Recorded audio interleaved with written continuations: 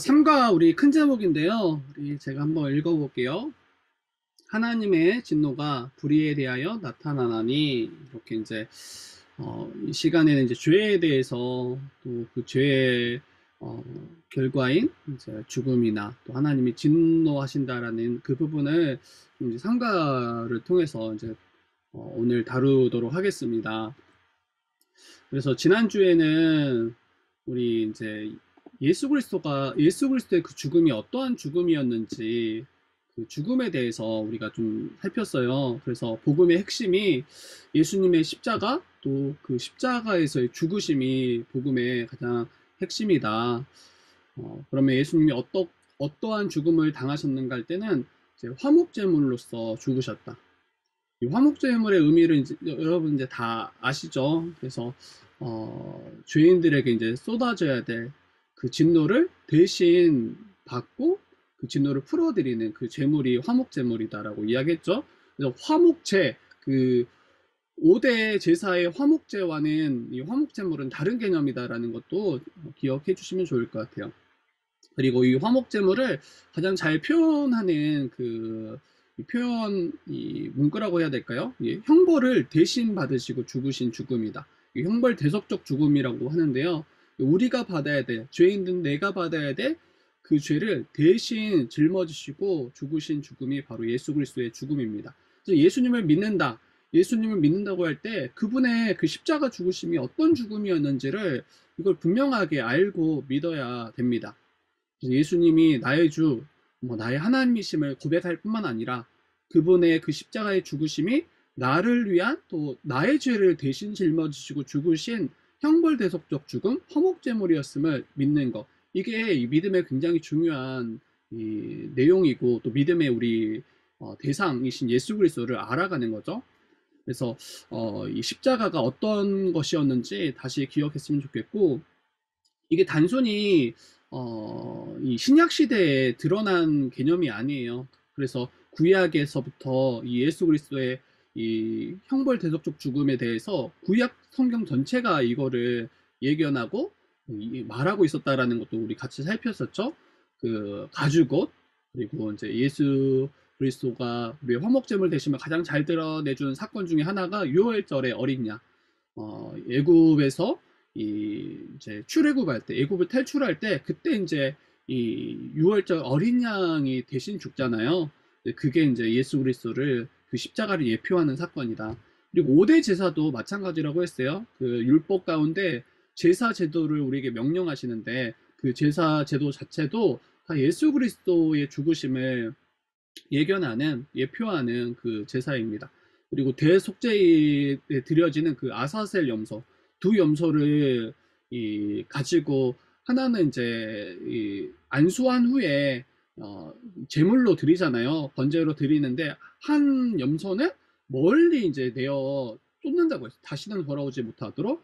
그래서 이 또한 예수 그리스도의 그 십자가 죽음에 대해서 예표하는 그 예표로서 중요한 지점입니다. 그래서 예수님의 그 죽으심에 대해서 우리가 같이 지난주에 살폈었더라면, 이 시간에는 그 예수님이 정말 반드시 이렇게 죽으실 필요가 있었는가, 그리고 왜 또 죽으셔야 했는가, 이것을 한번 좀 더 들어가서 우리가 살피도록 할게요. 우리 먼저 말씀 본문을 읽어보고 한번 시작해 보도록 하겠습니다. 오늘은 우리 은혜가 먼저 읽어주면 좋을 것 같아요. 우리 로마서 1장 18절에서 32절 말씀. 네, 이 부분 좀 읽어주세요. 하나님의 진노가 불의로 진리를 막는 사람들의 모든 경건하지 않음과 불의에 대하여 하늘로부터 나타나니 이는 하나님을 알만한 것이 그들 속에 보임이라. 하나님께서 이를 그들에게 보이셨느니라. 창세로부터 그의 보이지 아니하는 것들 곧 그의 영원하신 능력과 신성이 그가 만드신 만물에 분명히 보여 알려졌나니 그러므로 그들이 핑계하지 못할지니라. 하나님을 알되 하나님을 영화롭게도 아니하며 감사하지도 아니하고 오히려 그 생각이 허망하여지며 미련한 마음이 어두워졌나니 스스로 지혜 있다 하나 어리석게 되어 썩어지지 아니하는 하나님의 영광을 썩어질 사람과 새와 짐승과 기어다니는 동물 모양의 우상으로 바꾸었느니라. 네, 감사합니다. 여기 이제 로마서 1장 18절에서 32절 말씀을 보면 이 하나님의 진노가 나타난다. 근데 누구에게 이 하나님의 진노가 나타나냐면 불의로 진리를 막는 사람들에게, 경건하지 않은가 그 불의에 대하여 하늘로부터 나타난다라고 이야기를 해요. 그래서 여기에서 이제 불의로 진리를 막는 사람들이라는 건 하나님의 존재를 이제 거부하고, 또 하나님이 천지를 창조하셨음에 또 만왕의 왕이시고 우리 창조주이심을 이제 거부하는 자들인 거죠. 이제 그러한 자들에게 이 하나님의 진노가 나타나고 있음을, 그리고 그들은 이제 하나님을 알 만한 것이 그들 속에 있음에도 불구하고, 또 그들에게 보이셨음에도 불구하고 이것을 이제 부정하는 거죠. 하나님을 영화롭게도 하지 않고 감사하지도 않고, 도리어 이제 미련하고 또 어리석게 되어서 이제 이 피조물을 하나님의 형상, 하나님으로 바꾸어 버리는, 이 하나님의 영광을 썩어질 사람과 이런 이 새와 짐승, 이 땅의 피조물로 바꾸어서 우상을 삼는 것을 지금 이 로마서에서 이야기하고 있어요. 그래서 여기서 누구에게 하나님의 진노가 임하고, 또 이 하나님이 진노하시는 그 이 진노의 이유가 무엇인지, 이 죄가 무엇인지를 이 본문이 잘 이야기하고 있습니다. 한번 더 들어가서 한번 더 이야기를 이제 나눠볼 텐데요. 여러분 이제 거기 시작을 보시면 그냥 대속적 죽음 없이 용서하시면 안 되나 이렇게 질문으로 시작해요. 대속적 죽음, 그러니까 예수께서 우리를 대신해서 십자가에서 죽으신 그 죽음, 그 방법 말고 다르게 용서하시면 안 됐는지 이렇게 질문하고 있죠. 여러분, 예수님은 우리의 죄를 대신해서 십자가에서 형벌 받으셨어요. 그리고 이게 복음에 있어서 가장 중요한 핵심이고 또 기초고 출발점이라고 이야기했습니다. 이제 그때 이제 어떤 이들은 이렇게 질문해요. 우리를 구원하시기 위해서 예수님께서 십자가라는 방식으로, 꼭 우리의 죄를 대속하시는 그 방식으로 꼭 죽으셔야 했는가?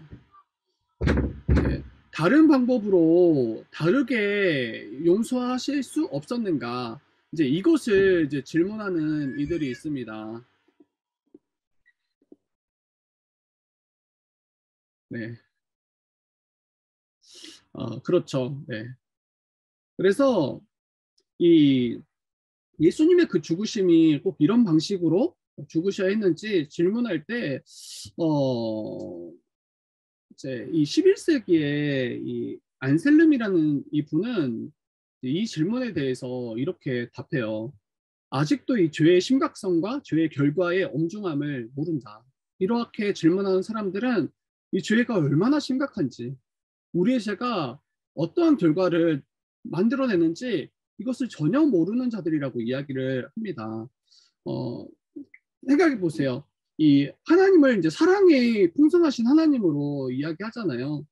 그래서 하나님이 이렇게 사랑이 풍성하신 하나님이라고 다들 많이 기억하는데, 이렇게 잔인하다 싶을 정도의 이 끔찍한 형벌을 자기 아들에게 지금 행하신다라는 게 이게 이해가 안 되는 거예요, 사람들은.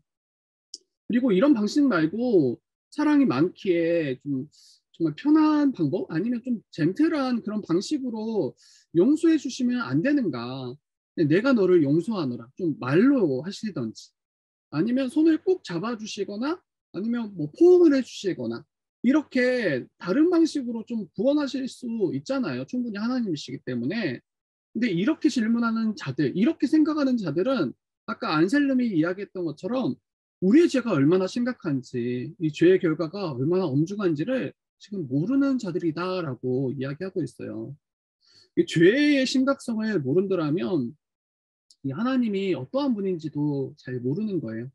무슨 말이냐면, 하나님이 얼마나 거룩하시기에, 또 하나님이 얼마나 공의로우시기에, 또 하나님이 얼마나 영광스러우시기에 이렇게 죄를 다루시는가, 이것을 전혀 모르는 거죠. 그래서 이 시간을 통해서 이 하나님의 그 사랑이 어떤 사랑인지, 또 하나님이 죄에 대해서 어떻게 여기시는지, 또 죄가 무엇인지 좀 더 같이 살펴보도록 하겠습니다. 죄가 도대체 무엇이기에, 죄가 도대체 무엇이기에 예수께서 우리를 대신해서 이 참혹한 형벌을 받으셔야 했는가? 이걸 잘 이해할 필요가 있는 거죠. 첫 번째, 이 죄의 본질. 죄의 본질. 이 죄가 정말 무엇인가? 이 로마서 1장 21절, 23절 이미 읽었던 본문이니까 다시 읽기보다 제가 바로 이야기할게요. 여러분, 죄의 이제 본질을 이야기할 때, 그걸 이야기하기 전에 먼저 이 죄에 대해서 윤리적 차원에서 죄를 이해하는 방식이, 이게 이제 경계해야 되는 부분인 것 같아요. 많이들 윤리적 차원에서만 죄를 이해하는 경우가 많거든요. 어, 너 죄인이지 않냐? 이렇게 물었을 때, 너 거짓말 하지 않았냐? 너 부모에게 불순종하지 않았냐? 여러 가지 윤리적이고 도덕적인 문제를 제시하면서 이것을 행하지 못하고 또 범했기 때문에 우리가 죄인이다 이렇게 이제 설득하고 이야기하는 경우들이 많이 있어요. 그런데 간단하게 이야기할 때 여러분 윤리적 차원에서 죄를 이해할 때는 이게 거의 다 상대적인 관점에서 죄를 이해하게 됩니다. 절대적 기준으로 이 죄인지 죄가 아닌지 이해하는 것이 아니라 상대적 관점에서 죄를 이해하게 돼요. 예를 들어서 이런 거예요. 의사들이 이제 중증 환자를 만나거나 이제 말기 뭐 암 환자를 만났을 때 이 환자에게 직접 이 아니 죄래. 이 환자에게 직접 이 병에 대해서 바로 이야기하지 않아요. 뭐 1개월 남았습니다. 2개월 남았습니다. 이렇게 이야기하지 않고 가족들에게 이 사실을 먼저 알리고 때로는 이것을 감춥니다. 그리고 심각한 병 아니에요. 이렇게 이야기를 해요. 그러면 여러분, 이 의사는 일단 거짓을 말한 거는 분명한 사실이죠. 그런데 이거를 죄라고 말할 수 있는지. 어떤 이들은 이걸 죄라고 이야기하기도 하고 어떤 이들은 죄가 아니라고 이야기도 할 거예요. 이렇게 이제 죄에 대해서 이 상대적으로 접근하기 시작하면 굉장히 애매하게 됩니다. 죄인이라고도 명시할 수 없고 죄인 아니라고 명시하기도 그렇고 이런 비슷한 문제들이 계속 만들어져 가는 거예요. 그리고 이 동일한 죄라고 할지라도 어떤 이들에게는 그 죄를 죄가 아닌 것처럼 이야기하는 분들이 또 있고 또 동일한 죄를 어떤 분들은 끔찍한 죄로 인식하기도 해요. 사람들에 따라서 이거를 큰 죄로 보기도 하고 작은 죄로 보기도 하고 어떤 이들은 죄가 아니라고 이야기하기도 하고 죄라고 이야기하기도 하고 그리고 또 한 가지는 자신이 저지르면 자신이 이 죄를 범할 때는 한없이 관대해요. 그래서 이 죄에 대해서 지적하면 뭐 사랑이 없다. 도리어 그를 책망하면서 도리어 여기에 이제 자기의 죄를 인정하지 않죠. 그런데 이제 동일한 죄여도 다른 사람이 이 죄를 범하면 이제 죽일 놈 이렇게 이제 여기는 흐름들도 보게 되죠. 이처럼 이제 이 죄에 대해서 상대적으로 이해하게 되면 죄가 무엇인지를 놓치게 됩니다. 그러면 이 죄의 본질이 무엇인가 우리가 한번 생각해 보면 좋을 것 같아요. 이 죄의 본질을 한번 생각해 봐야 되는데 여러분 죄의 본질은 이 하나님께 합당한 영광과 감사를 돌리지 않는 것 그리고 우상을 섬기는 것이 이 죄의 본질입니다. 밑에 이야기처럼 죄의 본질은 하나님을 알지만 하나님을 영화롭게도 하지 않고 감사하지도 않는 것이다. 그리고 죄의 본질은 하나님의 영광을 썩어질 것들의 우상으로 바꾼 것이다. 이렇게 이야기합니다. 그러니까 하나님을 섬기지 않는 이들은 결국 다 이제 우상 숭배하는 것과 다르지 않아요. 역사적으로 이 종교가 없던 시대가 없었어요. 그리고 신을 믿지 않던 시대는 거의 없었어요. 모든 시대마다 모든 사람들이 다 종교심이 있었고 또 각자 믿는 신이 있었어요. 그러니까 어떤 신적 존재에 대해서 하나님에 대해서 모든 이들이 다 부정하지 않았어요. 성경은 하나님만이 유일하신 참 하나님이심을 말하잖아요. 그런데 이 하나님이 아닌 다른 신들을 만들거나 이 다른 거짓 우상들을 만들거나 이렇게 이제 다른 것으로 바꾸어서 섬기는 것들 이게 다 이제 죄의 본질과 연결이 됩니다. 그리고 어떤 분들은 이제 나는 무교다. 다른 신을 믿은 적도 없고 다른 뭐 신상들에게 절한 적도 없다. 이렇게 이제 자기는 우상을 숭배하지 않았고 뭐 다른 것을 바꾼 적이 없다라고 이야기하는 분들이 있을 거예요. 네, 이분들은 이제 자기 자신을 믿죠. 자기 자신을 믿고 자기 자신이 아니더라도 돈을 믿거나 뭐 사람들을 믿거나 하여튼 돈이든 자기 자신이든 그 어떤 것이든 다른 것을 의지하고 신뢰하고 믿고 따르고 그것을 숭배한다라면 그게 바로 다 우상입니다. 그리고 우리 모두가 처음에는 다 이와 같은 이제 죄인이었음을 성경이 이야기하는 거죠. 그래서 이 죄의 본질에 대해서도 한번 더 우리가 이해하면 좋을 것 같아요. 죄가 무엇인지, 죄가 무엇인지. 어, 그러면 이 죄에 대한 설명을 좀 이 성경에서 가장 첫 범죄가 일어났던 그 창세기의 말씀을 다시 가져와서 설명하면 훨씬 더 잘 이해가 될 거라고 생각이 됩니다. 우리 창세기 말씀 한번 읽어보죠. 우리 진영이가 먼저 읽어주시면 좋을 것 같아요. 진영이가 이 창세기 3장 1절에 7절 말씀 읽어주면 감사하겠습니다. 그런데 뱀은 여호와 하나님이 지으신 들짐승 중에 가장 간교하니라. 뱀이 여자에게 물어 이르되 하나님이 참으로 너희에게 동산 모든 나무의 열매를 먹지 말라 하시더냐. 여자가 뱀에게 말하되 동산 나무의 열매를 우리가 먹을 수 있으나 동산 중앙에 있는 나무의 열매는 하나님의 말씀에 너희는 먹지도 말고 만지지도 말라 너희가 죽을까 하노라 하셨느니라. 뱀이 여자에게 이르되 너희가 결코 죽지 아니하리라. 너희가 그것을 먹는 날에는 너희 눈이 밝아져 하나님과 같이 되어 선악을 알 줄 하나님이 아심이니라. 여자가 그 나무를 본즉 먹음직도 하고 보암직도 하고 지혜롭게 할 만큼 탐스럽기도 한 나무인지라. 여자가 그 열매를 따먹고 자기와 함께 있는 남편에게도 주매 그도 먹은지라. 이에 그들의 눈이 밝아져 자기들이 벗은 줄을 알고 무화과 나뭇잎을 엮어 치마로 삼았더라.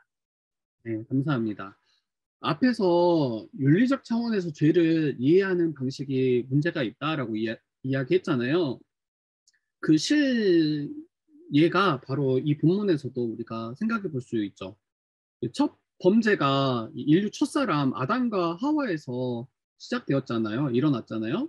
만약에 이 아담과 하와의 이 범죄를 윤리적 관점에서 접근한다면 우리가 어떻게 이해할 수 있습니까? 하나님께서 이제 먹지 말라고 하셨던 과일 하나 이제 따먹은 거. 이게 이제 죄가 될 거예요. 뭐 그 이상도 그 이하도 아니죠.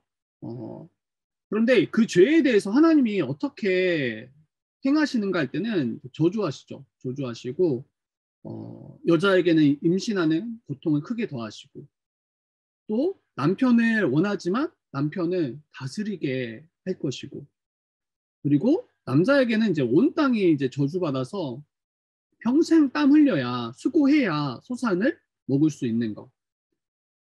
그리고 흙으로 지음 바다기에 흙으로 돌아갈 것임을 죽을 것임에 대해서 이야기하는 거죠. 지금 이제 윤리적 관점에서 접근할 때 먹지 말라고 하는 그 과일 하나 따먹었다라고 이렇게까지 하나님이 저주하시는가 이게 납득이 안 돼요. 납득이 안 되고 하나님이 정말 사랑이 많으신 하나님 맞나? 정말 자비하신 하나님 맞나? 윤리적 관점에서는 이게 다 부정될 수밖에 없습니다. 뭐 여러 개 따먹은 것도 아니잖아요. 여러 개 따먹은 것도 아니고 한 개 따먹은 거예요. 하와 하나, 뭐 아담 하나, 뭐 이렇게 많이 따먹어야 그 정도 따먹었겠죠. 그리고 여러분 뭐 두 번, 세 번 따먹은 것도 아니에요. 초범이에요, 초범. 우리 세상 법정에서도 초범이면 이 배려가 돼요. 거기에 대해서 이 선처가 돼요. 그런데 바로 아웃이에요. 바로 아웃. 바로 에덴 동산에서 쫓겨 나가잖아요. 아니 3, 4번은 기회 주셔야 되는 거 아니에요? 3, 4번 하나님이신데. 어, 인간들도 약간 3번의 기회를 약간 좀 공식처럼 주잖아요. 근데 이게 다 윤리적 접근에서 윤리적인 관점에서 접근할 때 일어나는 문제들입니다. 앞에서도 또 죄의 본질에 대해서 이야기했지만 이 본문 안에서도 이 죄가 무엇인지를 잘 이야기하고 있어요. 이 죄의 본질은 하나님에 대한 불순종이에요. 하나님처럼 되려는 욕망으로 하나님을 떠난 그것이 바로 이 죄의 본질이에요. 여러분 왜 이게 죄의 본질인가 할 때는 하나님이 누구신가 더 생각해 보면 돼요. 하나님에 대한 불순종. 모든 만물을 창조하시고 다스리시는 그 왕이신 하나님에 대한 불순종이기 때문에 이 죄는 작지도 가볍지도 않죠. 그리고 하나님처럼 되려고 했던 것이기 때문에 이 왕의 자리를 찬탈하는 것이잖아요. 그래서 이 죄라는 것은 결코 과일 하나 따먹는 그 정도의 문제가 아니라 이 하나님의 자리를 탐하고 자기가 하나님이 되려고 했던 그것이 바로 죄의 본질입니다. 밑에 조금 더 한번 자세하게 볼 텐데, 여러분, 이 뱀이 유혹할 때, 그리고 이 뱀의 유혹을 받았을 때, 이 사람들이 어떻게 반응하냐 할 때는 하나님과 그분의 말씀에 대해서 회의를 가지고 또 왜곡시키기 시작합니다. 하나님은 본래 어떤 하나님이시냐면, 동산에 있는 모든 것을, 모든 열매 맺는 나무 열매를 임의로 마음껏 먹으라고 이야기했잖아요. 그리고 분명하게 말씀하셨어요. 먹는 날에는 이 선악을 알게 하는 나무 열매, 이 동상 중앙에 있는 나무 열매, 그거 먹는 날에는 반드시 죽으리라 이렇게 이야기하셨어요. 그런데 뱀이 와서 어떻게 이 왜곡하고 유혹합니까? 하나님이 참으로 너희에게 동산 모든 나무의 열매를 먹지 말라 하시더니 모든 나무의 열매 이거 못 먹으면 죽는 거예요. 그런데 뱀은 그 열매, 수많은 열매 다 먹지 말라고 하시더냐. 이렇게 하나님을 이제 이 풍성하고 우리를 채우시는 그런 하나님으로 이야기하는 게 아니라 이 속박하고 빈곤한 하나님으로 하나님을 왜곡시키죠. 그리고 이 먹지도 말고 만지지도 말라. 너희가 죽을까 하노라. 이렇게 이제 하와가 답해요. 그런데 분명하게 말씀하시잖아요. 먹는 날에는 반드시 죽으리라. 근데 하나님의 말씀을 경감시키는 이게 이제 죄의 어찌 보면 시작이 되겠죠. 이 하나님의 말씀을 신뢰하지 않는 거예요. 그리고 도리어 왜곡시키는 그 결과 이제 범죄하게 된 거죠. 그리고 뱀은 더 나아가서 이 하나님에 대한 대적과 이 욕망을 불러일으킵니다. 결코 죽지 않는다. 결코 죽지 않는다. 이 먹는 날에는 죽을까 하노라 이렇게 지금 하와가 의심하니까 뱀은 너희가 먹어도 결코 죽지 않을 것이다. 도리어 너희가 먹는 날에는 눈이 밝아져서 하나님과 같이 될 것이다. 하나님께서 이 선악을 알게 하는 나무 열매를 먹지 말라고 하신 이유는 너희들이 이걸 먹고 하나님과 같이 될 것을 아셨기 때문이다. 도리어 그거 막으려고 하나님이 먹지 말라고 명하신 것이다. 이렇게 지금 완전히 다 뒤엎습니다. 여러분 하나님의 뜻에 대적하고 창조자이신 주권자이신 하나님을 이제 정면으로 이제 거부하게 하는 것. 이게 바로 이제 죄입니다. 그리고 하나님보다 이 악한 존재, 이 사단의 거짓된 약속을 믿고 도리어 이제 불가능한 이 소망을 이제 씌우는 거죠. 이것을 더 소망케 하는 거죠. 여러분 아까 제가 잠깐 이야기했잖아요. 하나님이 마치 우리가 이걸 먹으면 하나님과 같이 될 것을 아시고 마치 이걸 먹지 말라고 감추신 것처럼 이렇게 지금 뱀은 하나님을 소개하고 있는데 여러분 우리 인간은 그럴 여지가 있어요. 이거 맛있는 거 있으면 자기만 먹으려고 그것을 마치 이거 정말 맛없어. 이거 먹으면 안 돼. 진짜 맛있는데. 자기만 먹으려고. 이렇게 속이는 경우가 뭐 여러분들은 이제 없겠지만 종종 있는 것 같아요. 제 아들만 봐도 그래요. 제 아들만 봐도 진짜 맛있는데 자기만 먹으려고 어디에 꼼쳐놔요. 꼼쳐놓고 절대 안 주려고. 그런데 하나님은 그런 분이 아니시라는 거예요. 우리에게 가장 좋은 걸 다 베푸시고 우리가 온전히 만족해 하시는 분이 하나님이신데 제 그런 하나님으로 왜곡하게 하고 또 그런 하나님으로 또 우리가 의심하고 있는 그 모습들 이게 이제 죄의 자리에 일어나는 일들이죠. 그리고 아까 그 근본적인 이유는 하나님의 자리에 자기가 오르려는 자기가 왕이 되려는 자기가 하나님이 되려는 그 욕망이 그 자리에 있습니다. 결국 불순종하고 하나님의 법을 어깁니다. 하나님의 명령을 어깁니다. 전에 우리 이제 복음의 기초에서도 이미 다 다룬 내용이라 이 선악을 알게 하는 나무의 열매를 먹는 것은 결과적으로는 하나님의 왕되심을 거부하는 거죠. 그리고 그 뜻을 그 뜻대로 순종하지 않는 것. 그래서 그의 백성으로 더 이상 거할 수 없는 것. 이게 바로 이 죄의 모습인 거죠. 죄의 모습. 그리고 6절 말씀에 보면 이 보암직도 하고 먹음직도 하고 지혜롭게 할 만큼 탐스럽기도 한 나무다. 이렇게 이야기하고 여자가 먼저 그걸 따먹잖아요. 그리고 자기와 함께한 남편에게도 주어서 먹게 하잖아요. 저는 이거 보면서 이제 아담이 왜 먹었는가 싶어요. 그러니까 하와가 먹은 것은 그것도 이해하기가 어렵지만 이미 이제 밝히 알려주셨으니까 안 먹고 도리어 뱀이 유혹할 때 지금 왜 유혹하는가? 도리어 그를 책망해서 내어 쫓아야 되죠. 그런데 그거 먹고 그리고 자기와 함께한 아담에게 줬는데 아담도 그걸 받아 먹어요. 저는 이거 보면서 이 경험이라는 영역이 굉장히 무시 못하는구나라는 생각이 좀 들었어요. 무슨 말이냐면 분명히 먹으면 죽는다라는 거 아담은 알거든요. 물론 죽음이 뭔지 아마 밝히 몰랐을 거예요. 죽음이라는 게 뭔지. 근데 먹었는데 하와가 먹었는데 아내가 먹었는데 아무렇지 않은 거잖아요. 아무런 어떤 일이 일어나지 않는 거잖아요. 그리고 아담이 그거 보고 이제 학습이 되는 거죠. 그거 먹어도 안 죽는구나. 그거 먹어도 별일 없구나. 그리고 아담도 거기에 지금 함께 먹게 되는 그 모습을 보게 되잖아요. 그래서 우리가 이제 하나님 말씀을 더 신뢰하고 그 말씀을 붙잡고 살아가야 되는데 때로는 우리의 경험을 더 신뢰하며 이제 살아갈 때 도리어 이 죄로 나아가는구나라는 생각이 들어요. 오늘날도 그러잖아요. 마치 이제 하나님 온전히 잘 믿지 못하면 하나님이 벌하실 것 같고 두려움 때문에 이제 교회 생활을 열심히 하는 분들이 간혹 있어요. 벌 받을까봐. 신앙생활 제대로 하지 않으면 벌 받을까봐 이 두려움 때문에 하시는 분들이 있는데 이제 어떤 계기에 있어서 이제 한 번씩 주일 성수를 이제 빠질 때가 있어요. 그리고 신앙생활을 열심히 하지 않을 때가 있어요.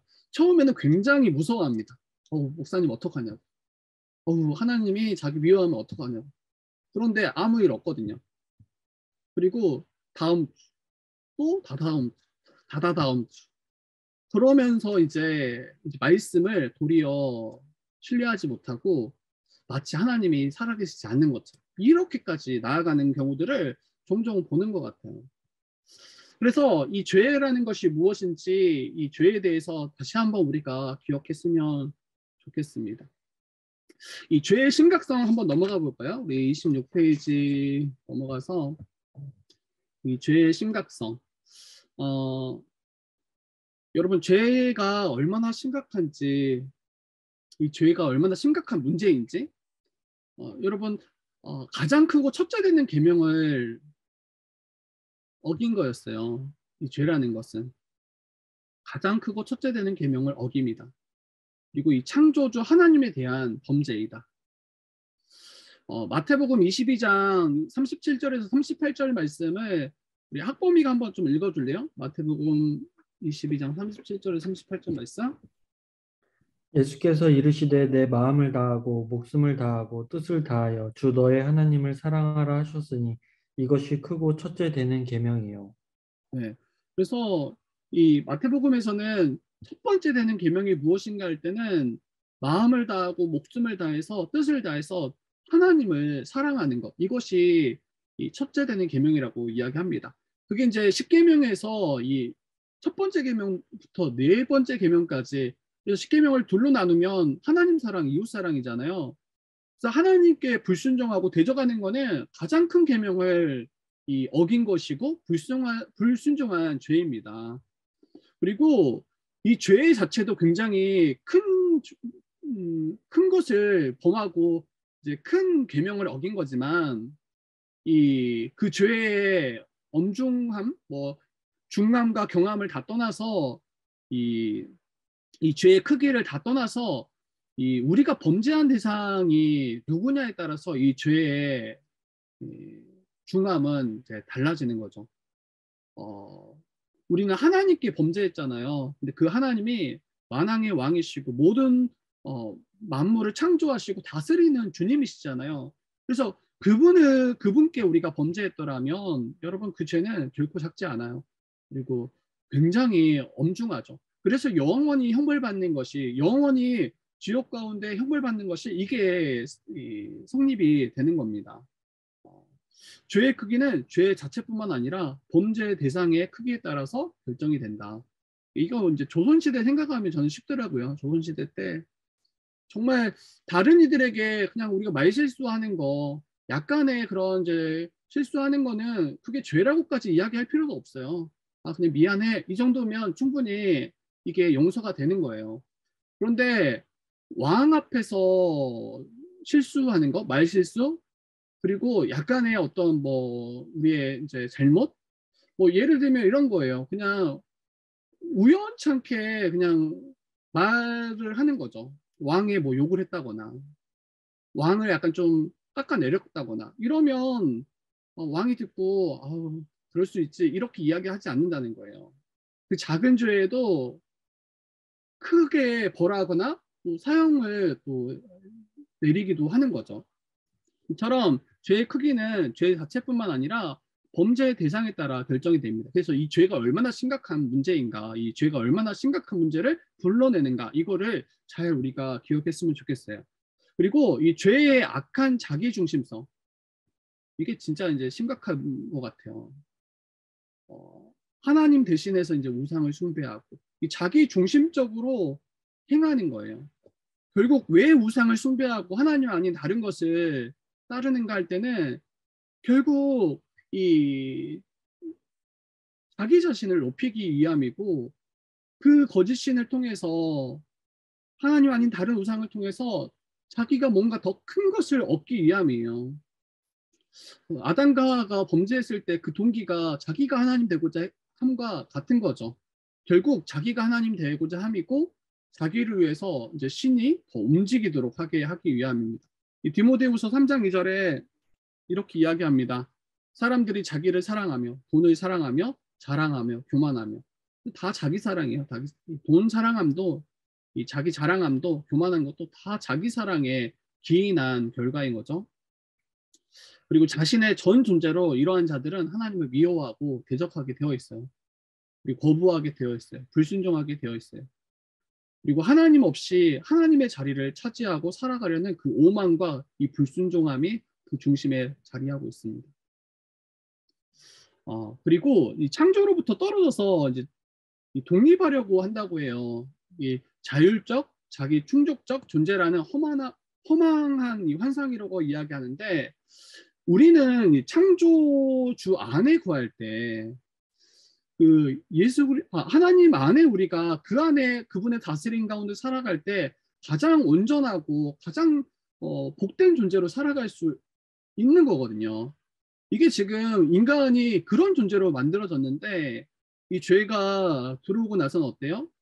그 창조주로부터 떨어져 나가서 자율적으로 자기의 이 만족을 얻고자 하는 그 모습들, 이게 이제 허망한 환상과 다르지 않습니다. 우리 복음의 기초 할 때 우리가 하나님의 형상을 따라 지음받았다라고 이야기하잖아요. 그 창세기 말씀에 하나님의 형상을 하나님을 반영한 존재가 바로 우리예요. 원작이신 하나님이 없이는 우리는 아무것도 아니고 그분을 의존하지 않고서는 아무것도 아닌 존재임을 분명하게 그 말씀을 통해서도 알 수 있는데 이제 이 죄는 그 하나님을 떠나려고 하는 모습인 거죠. 네. 그리고 이 죄의 심각성을 감추는 이 시대적인 문화 또 이 흐름들이 있습니다. 죄의 심각성을 감추는 이 시대의 문화 그리고 교회. 오늘날에는 이제 교회들도 이 죄에 대해서 크게 말하지 않아요. 이것을 많이 언급하지 않습니다. 거룩하신 하나님에 대해서 이야기하지도 않고요. 죄에 대해서도 말하지 않는 그런 흐름이 있어요. 다 이제 우리가 어떻게 복받는가, 우리가 어떻게 살 것인가, 여기에 이제 많은 포커스가 있는 것 같아요. 그리고 이 하나님의 말씀인 성경에 대한 이 말씀 경시 풍조가 이 어찌 보면 이 문제의 근간인 것 같아요. 그러니까 성경에 대한 믿음을 상실했어요. 성경에 대해서 일단 알지 못할 뿐더러 그 말씀을 믿거나 의지하여 살아가지 않는 그런 이런 흐름이 지금 우리 오늘날 시대에 만연합니다. 성경에 대해서 알지 못하고 또 듣고 들었으나 알지 못하고 믿지 않으면 성경 말씀을 우리가 따분한 것으로 여기거나 도리어 이 성경 말씀을 따르는 것을 도리어 자기를 올가매는 정도의 그런 불편한 것, 귀찮은 것으로 여기게 되는 거죠. 그리고 이 말씀을 알지 못하는 자, 또 말씀을 알아가기를 힘쓰지 않은 이들은 이제 거룩하신 하나님인지 몰라요. 하나님에 대해서 자기가 알고 싶은 하나님 정도로 이제 그렇게 여기는 거죠. 그래서 하나님이 죄에 대해서 반드시 보응하신다는 거, 죄에 대해서 반드시 벌하신다라는 거, 이런 거 잘 알지 못합니다.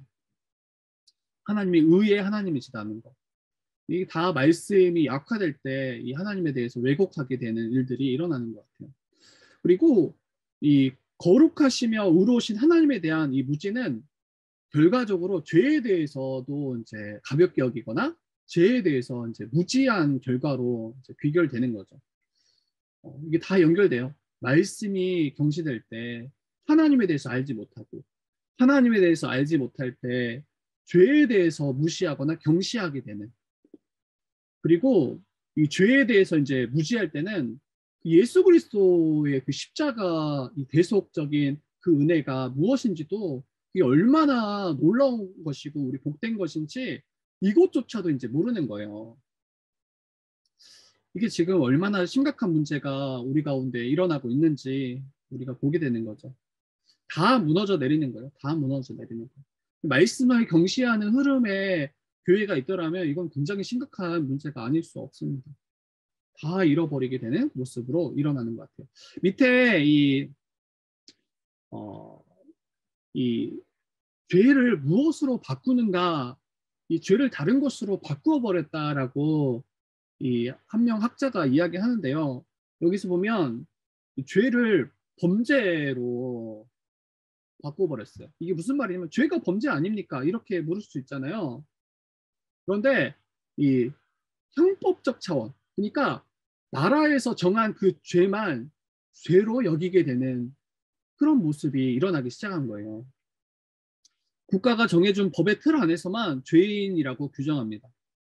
어떤 이들은 내가 무슨 죄를 졌길래 나보고 죄인이라고 너희들은 이야기하느냐, 내가 감옥에 간 적이 있느냐, 내가 뭐 전과자냐, 이렇게 이제 나라가 정한 그 법의 관점에서만 죄인인지 죄인 아닌지 이렇게 이제 보게 되면 사람들은 자기가 죄인인지를 인정하기가 굉장히 어려워지는 거죠. 그리고 제가 이제 알았던 한 지인도 교회 이제 안 다녔던 분인데 교회에 다니는 성도들을 굉장히 이상한 사람들로 생각하더라고요. 무슨 말이냐면 교회 다니는 사람들은 무슨 끔찍한 죄를 그렇게 지었길래 맨날 교회 가서 그렇게 회개하는가? 자기가 날마다 왜 죄인이라고 그렇게 고백하는가?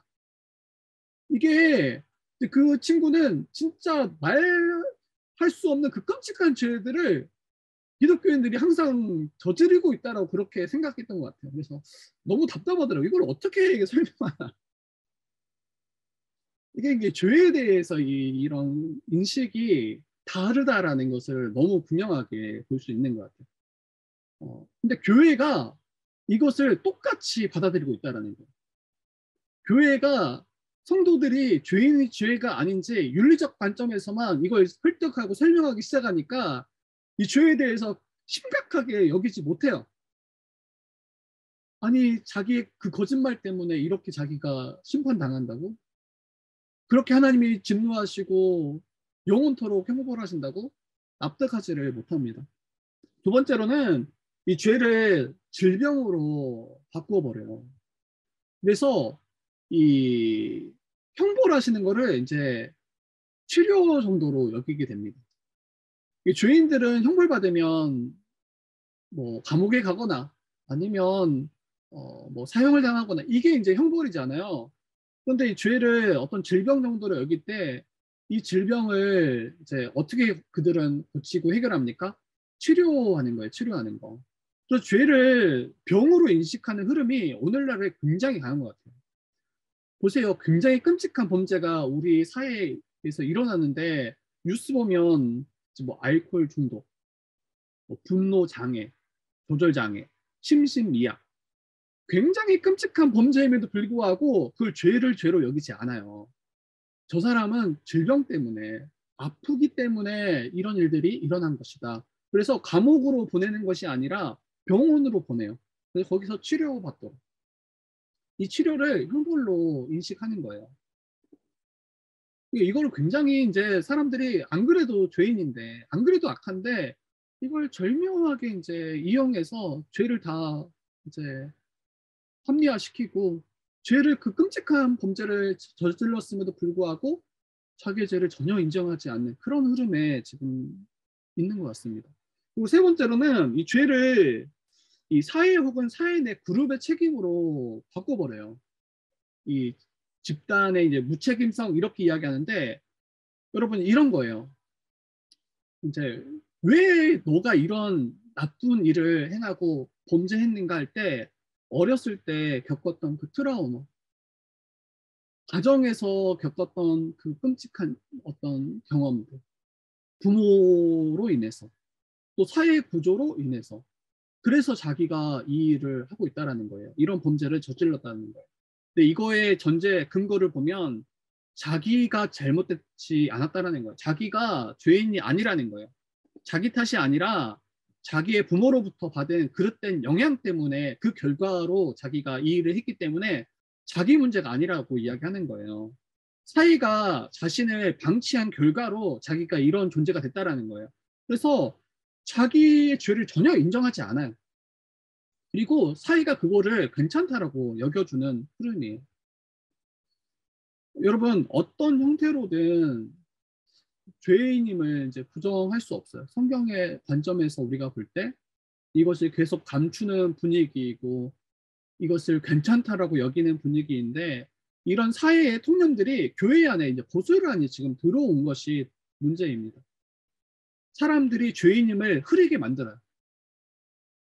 현대 이제 교회들이 이 하나님 앞에 이 거룩함을 이제 힘쓰지 않죠. 그래서 교회 안에서 이 죄를 그냥 용납하는 분위기입니다. 보세요. 죄를 죄라고 이야기하지 않아요. 교회 안에서도. 도리어 죄를 죄라고 이야기하면 사랑 없다라고 이야기하고, 도리어 이걸 이제 도리어 역공당한다라고 이야기할까요? 하여튼 그런 분위기예요. 그런데 여러분, 하나님께서 우리를 구원하신 목적은 이 죄를 하실 뿐만 아니라 거룩한 삶을 살도록 우리를 구원하셨잖아요. 거룩한 백성 삼으시려고 우리를 구원하셨는데, 죄를 죄로 바로 보지 못한다라면, 죄에 대해서 너무 가볍게 여긴다라면 이 거룩한 삶으로 결코 나아갈 수 없죠. 이걸 우리 또한 심각하게 여겼으면 좋겠어요.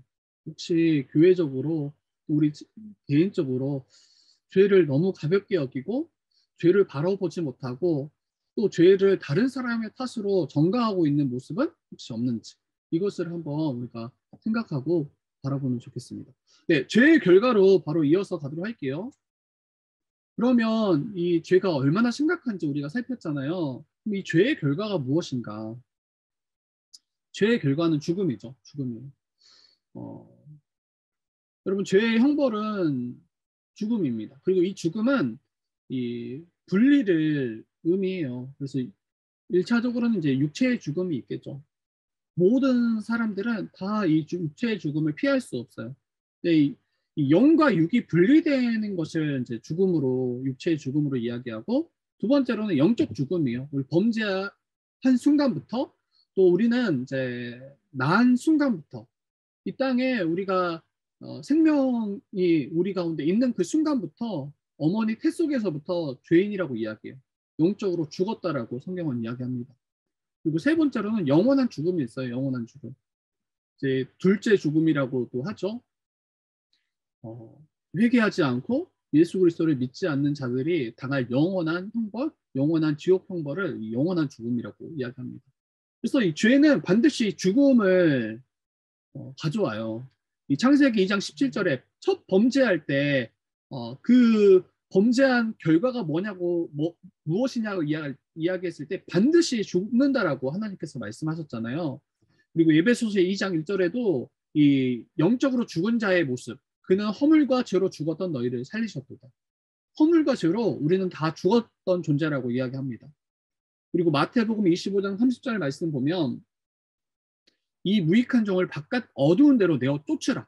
이게 지금 이제 영원한 형벌 지옥을 보여주는 것 같아요. 그리고 마가복음 9장 43절, 48절도 꺼지지 않는 불, 구더기도 죽지 않고 불도 꺼지지 않는 이게 이제 음부, 지옥을 말합니다. 그래서 영원한 죽음이 이 죄의 결과이고 육적 죽음뿐만 아니라 영적 죽음뿐만 아니라 영원한 죽음이 이 죄의 결과임을 밝히 보여주고 있습니다.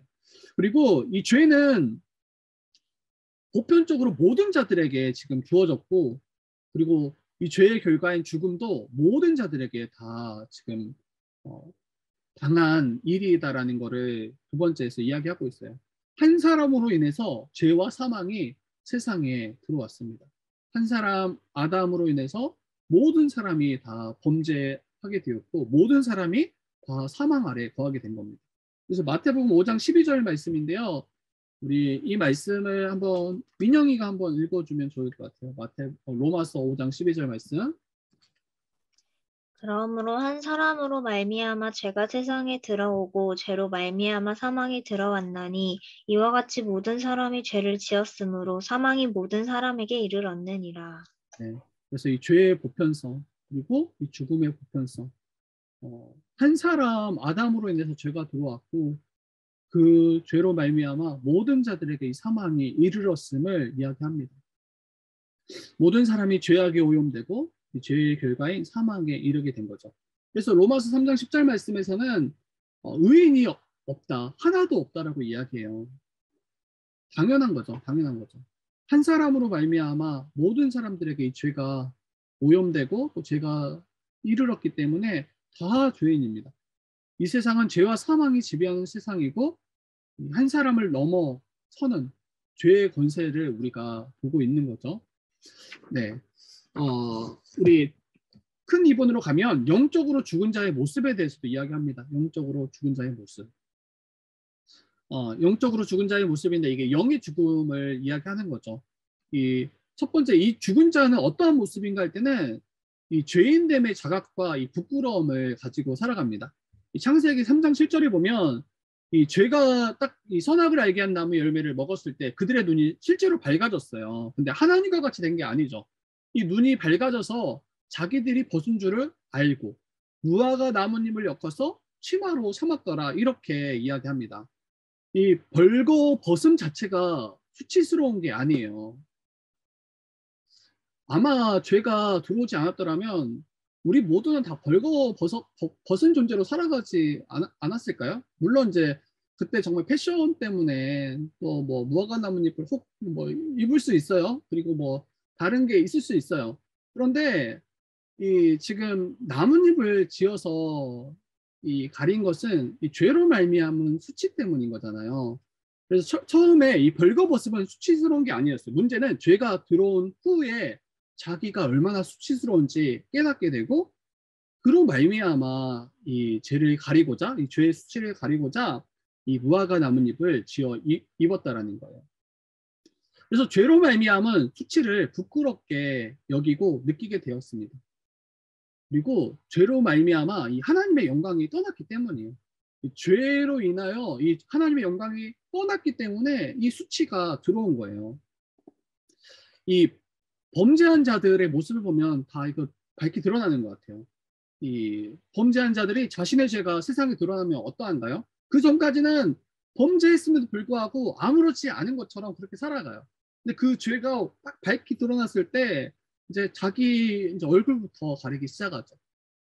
어떻게든 자기 이 죄됨을 가리기 위해서 발부둥치는 그 모습들을 보게 되잖아요. 이 바로 이 영적으로 죽은 자의 모습과 크게 다르지 않아요. 그리고 두 번째로는 이 하나님 없는 삶. 그러니까 하나님을 떠나 살아가려고 해요. 하나님을 두려워하고 하나님을 피하고 하나님을 피해서 숨어 이런 삶을 살아가게 됩니다. 창세기 3장 8절 한번 말씀도 한번 읽어보도록 하겠습니다. 우리 혜리가 한번 읽어줄래요? 창세기 3장 8절 말씀. 그들이 그날 바람이 불 때 동산에 거니시는 여호와 하나님의 소리를 듣고 아담과 그의 아내가 여호와 하나님의 낯을 피하여 동산나무 사이에 숨은지라. 그래서 하나님이 찾으실 때 나가지도 않고 낯을 피하고 또 하나님을 얼굴을 피해서 이제 숨어 살아가는 삶을 살아가게 됩니다. 이게 하나님 없는 삶과 연결이 되죠. 하나님의 영광에 비추어 볼 때 자기의 드러나는 이 죄의 비참함 때문이에요. 수치 때문이에요. 하나님이 이제 자기를 벌하시고 또 심판하실 것을 분명히 알았기에 이제 두려워하는 거죠. 구약 이스라엘 백성들은 다 하나님의 그 현현이라고 할까요? 하나님이 임재하실 때 그걸 기뻐하지 않았어요. 하나님이 임하시는구나. 함께 막 찬양하고 기뻐하지 않았어요. 그들은 늘 죽음을 직감했고 자기의 이 죄 때문에 이 죄로 말미암아 늘 하나님을 두려워하며 살아갔습니다. 이 사사기 13장 22절 말씀에 보면 이 삼손 이야기거든요. 사사기 13장 22절 말씀. 근데 삼손의 본래 이제 부모 되었던 이들이 자녀가 없었을 때 자녀가 날 것임을 이제 여호와의 사자가 와서 예언해요. 근데 그때까지 여호와의 사자인지 전혀 이제 존재에 대해서 몰랐던 거죠. 나중에 보니까 여호와의 사자고 그분이 기묘자라고 이야기하는 거예요. 하나님이시다 이렇게 이야기하는 거예요. 이거 안 후에 굉장히 두려워합니다. 내가 하나님을 보았으니 반드시 죽으리로다. 이렇게 고백하게 돼요. 그래서 하나님을 두려워하게 됩니다. 그리고 이 무화과 나무잎 아까 잠깐 이야기를 했는데 이 무화과 나무잎으로 결코 우리의 죄됨을 이 죄의 수치를 가릴 수 없어요. 우리의 죄의 문제를 해결할 수 없어요. 왜냐하면 이 죄의 크기나 이 죄의 중함이 그걸로 가려질 수 있는 문제가 아니에요. 여러분 무화과 나뭇잎을 일단 가렸잖아요. 그러면 하나님께 나아가면 되잖아요. 자기가 가릴 수 있다고 생각하고 이걸 가렸을 텐데 그러면 가렸으면 하나님이 찾으실 때 담대하게 나가야죠. 그런데 숨어요. 그리고 하나님의 낯을 피해서 숨고 결코 나아가지 못합니다.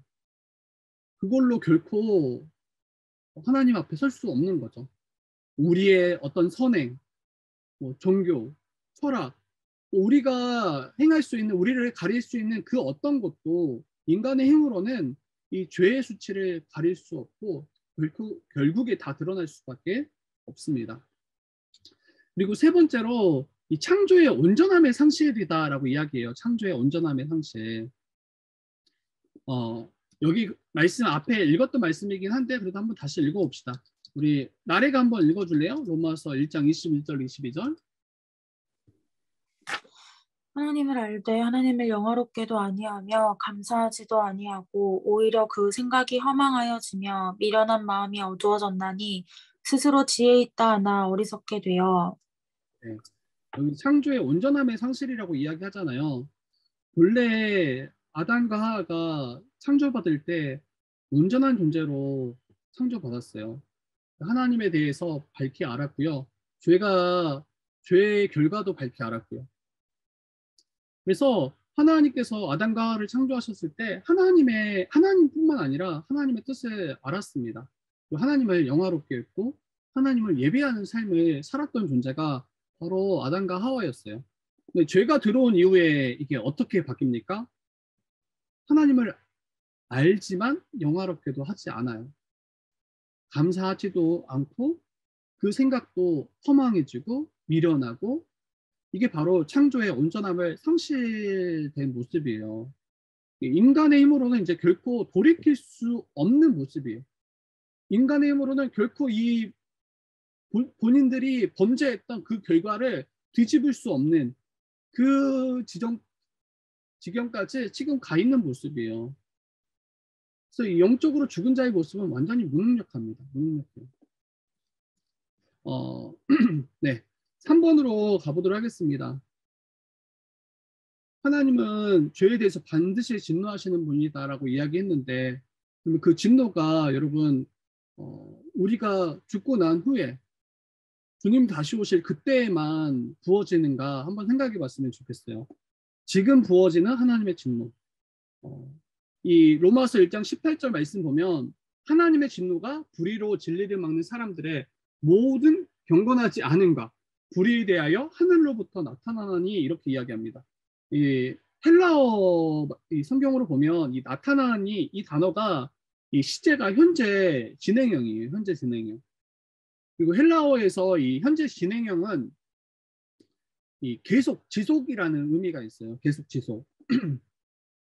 그러면 이게 어떻게 해석이 되냐면 하나님의 진노가 지금 현재에도 계속 부어지고 있다 이렇게 이해를 하시면 돼요.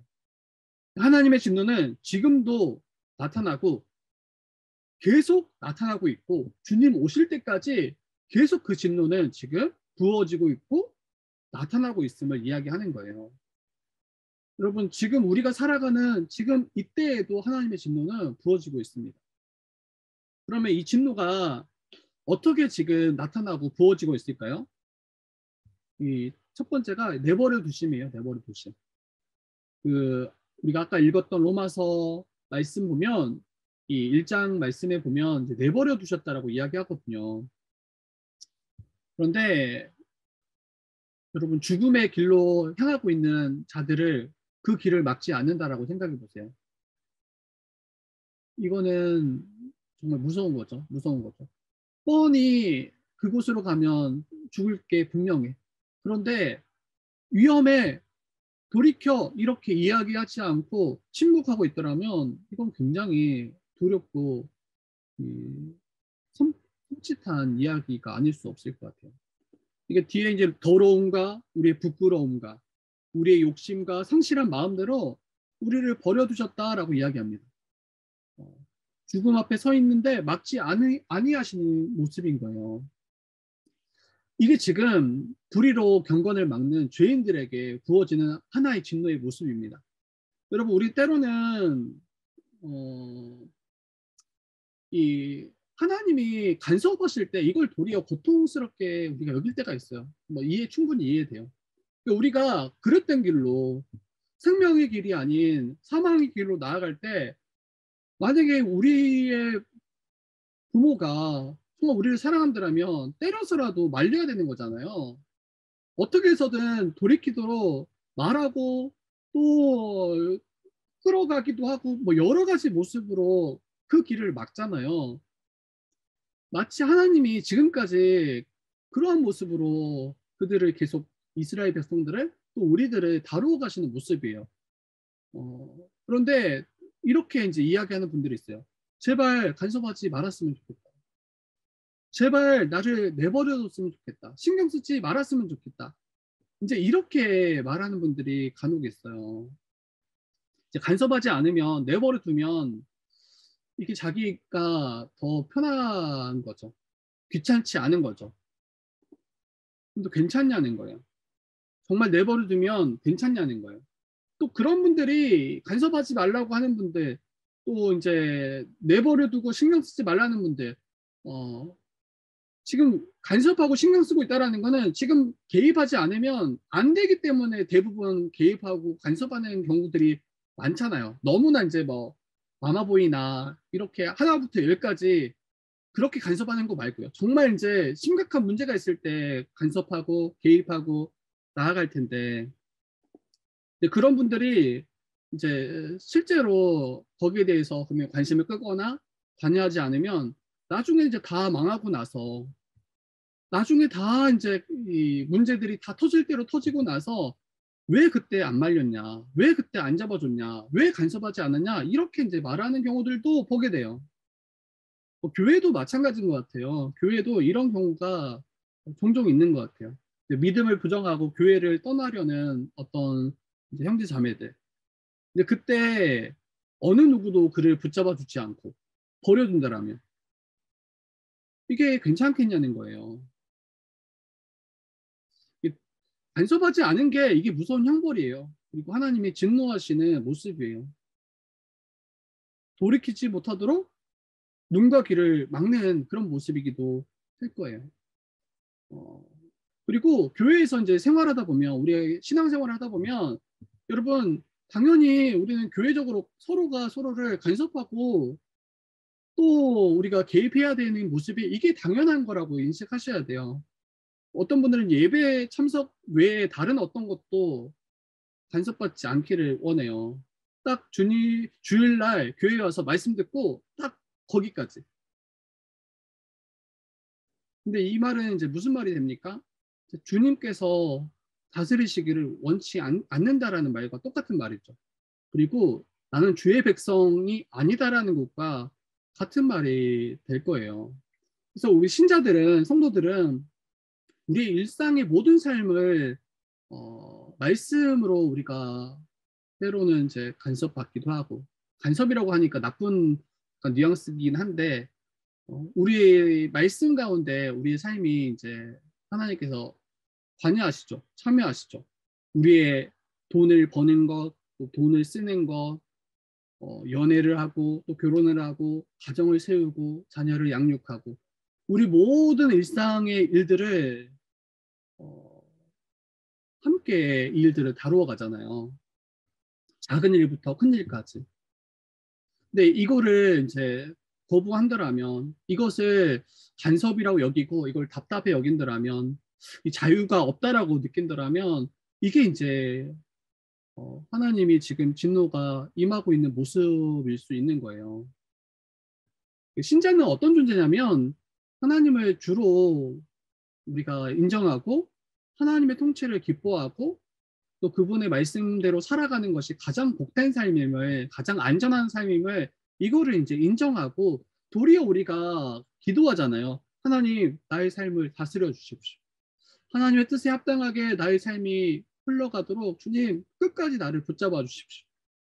이렇게 기도하는 자들이 이제 신자인데, 딱 예배 외에는 전혀 간섭하지 않기를 혹 구하고 있더라면, 이거는 이미 지금 위험한 길에 서 있다라고 보셔도 돼요. 여러분, 하나님께서는 진노하시고 저주하시고, 또 가장 무서운 저주는 내버려 두심이라는 것을 기억하셨으면 좋겠어요. 죄인들에게 진노하시고 저주하세요. 근데 그 가장 무서운 것은 내버려 두심이다. 이렇게 우리가 생각했으면 좋겠습니다. 우리 가로 3번 한번 가보죠. 가로 3번. 하나님을 떠나서 우상을 숭배하고, 또한 내버려 두심이란 게 지금 이런 모습이에요.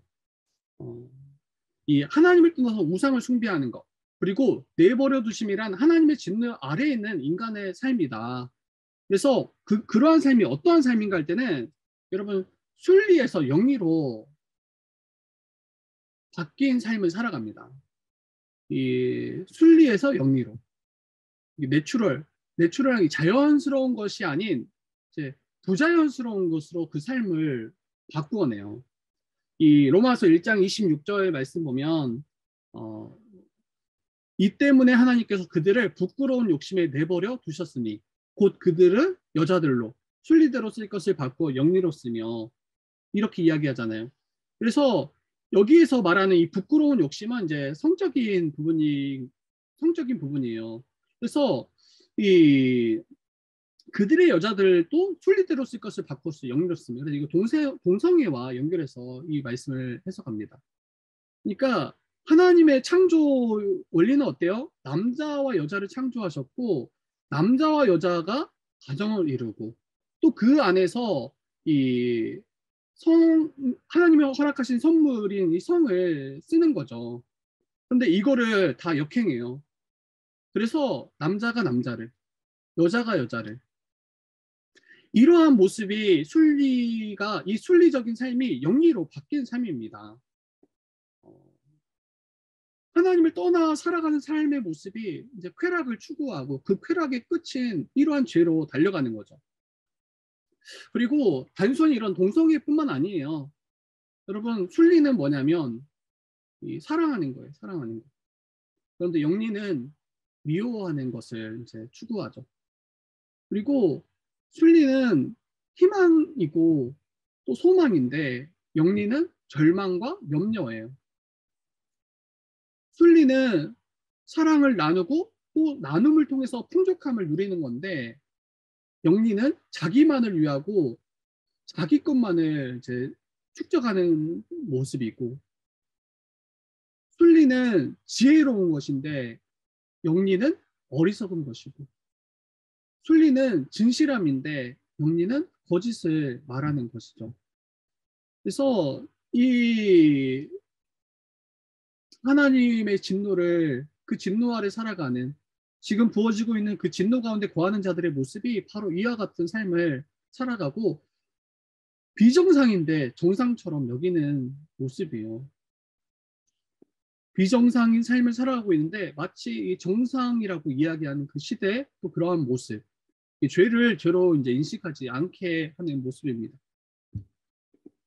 그리고 창조주를 바꾸어서 피조물을 예배했기 때문에 이 모든 일들이 거기서 기인해요. 이게 이제 죄죠. 죄고 이 죄의 본질이라고 이야기했던 부분인데 썩어지지 아니하는 하나님의 영광을 썩어질 사람과 새와 짐승과 기어다니는 동물 모양의 우상으로 바꾸었느니라. 이게 다 하나님을 대적하고 하나님을 떠났을 때 일어나는 우리의 삶의 영리인 거예요. 그리고 로마서 1장 25절 말씀에도 이야기하는데 진리를 거짓 것으로 바꾸어 피조물을 조물주보다 더 경배하고 섬김이라. 이게 다 이 영리의 삶을 만들어냅니다. 그리고 마음이 이 죄로 물들어 죄의 종이 됨 이렇게 이야기하죠. 그래서 우리 전에 이 마가복음 말씀 연구 같이 하고 또 같이 설교할 때 우리의 인간의 마음이 악의 제조 공장이라고 이야기했잖아요.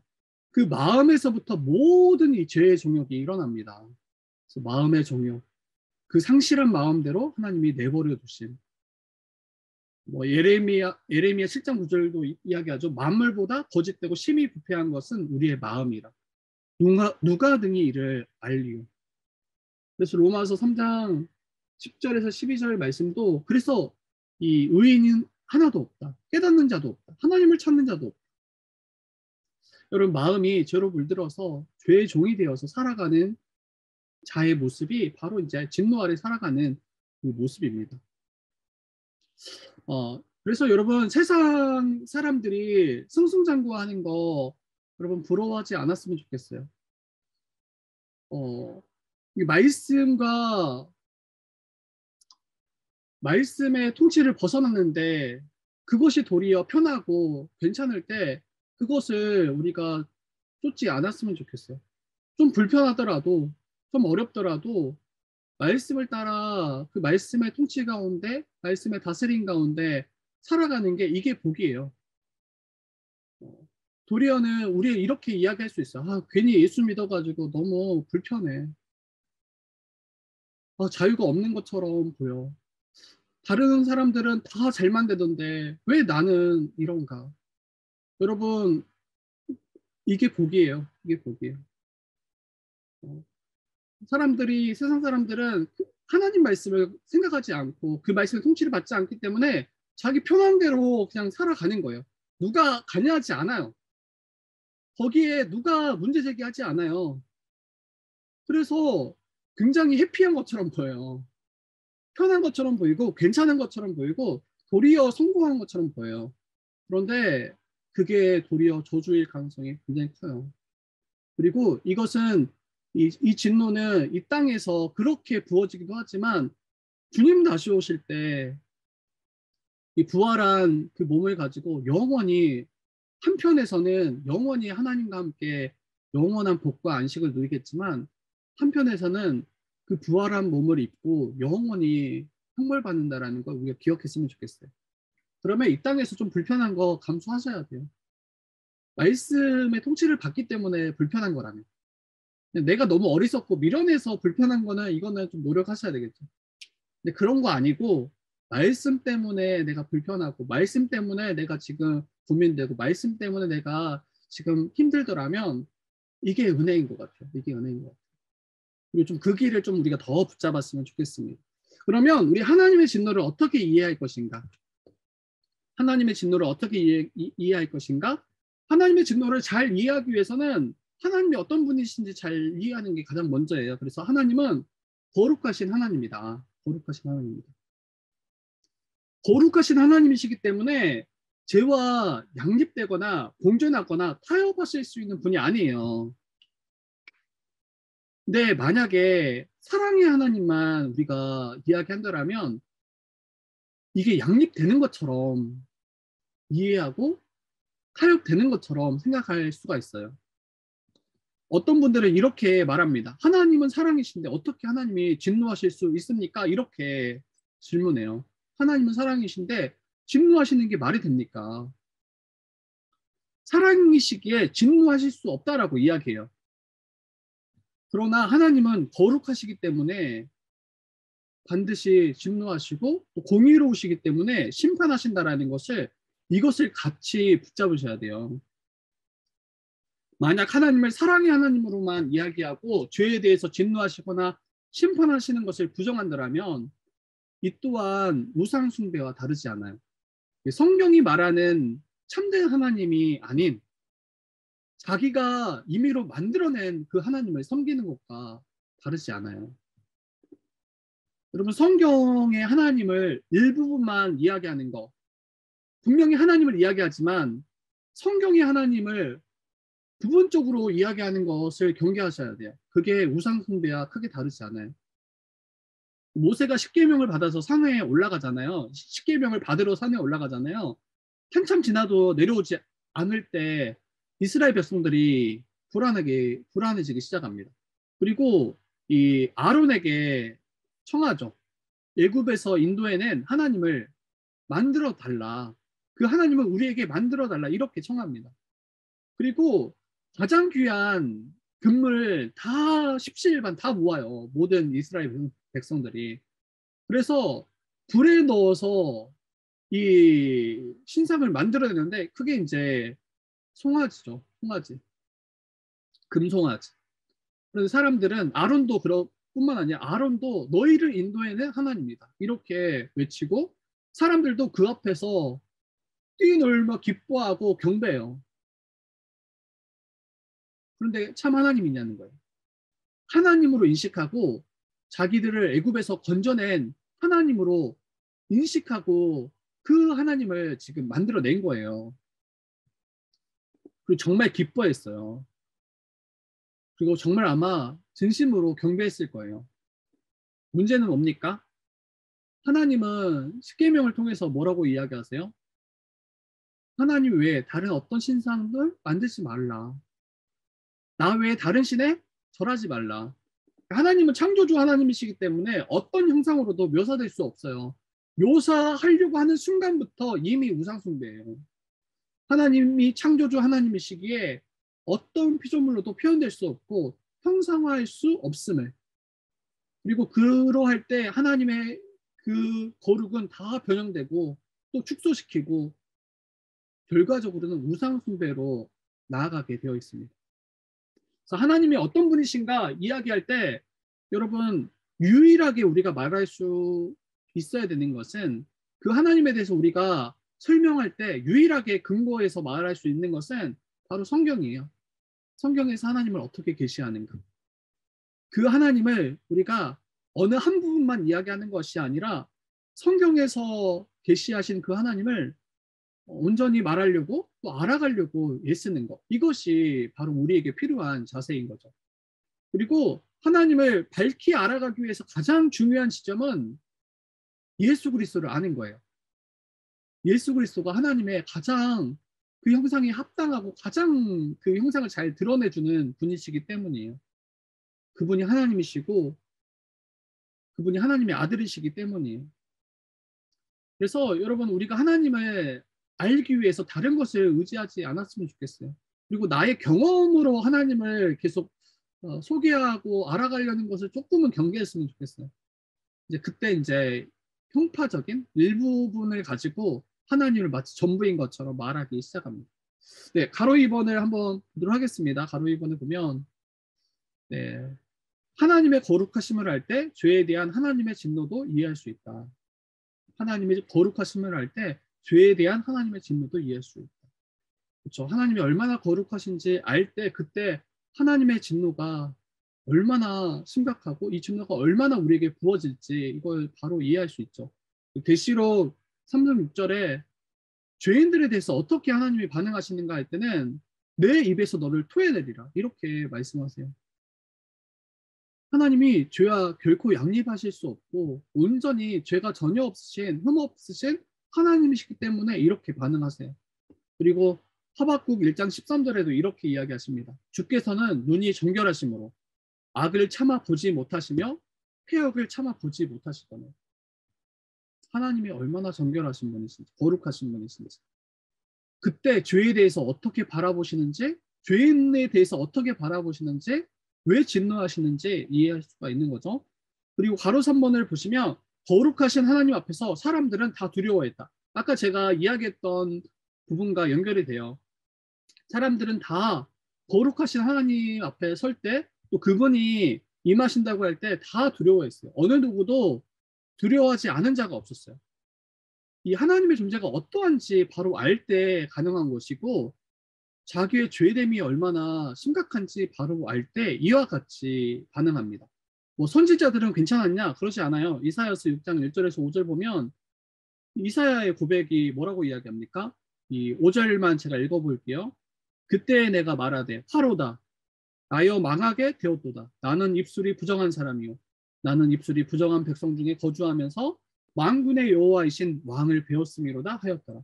그래서 선지자들도 거룩하신 하나님 앞에 섰을 때 이 죽음을 직감하고 얼마나 두려워했는지 모릅니다. 네, 이번에 진노하시는 하나님 이 부분 우리 조금 더 짧게 제가 그냥 지나가도록 할게요. 여러분, 이 하나님은 이제 진노하신 하나님 이렇게 소개하잖아요. 이 하나님은 죄와 죄인들을 미워하세요.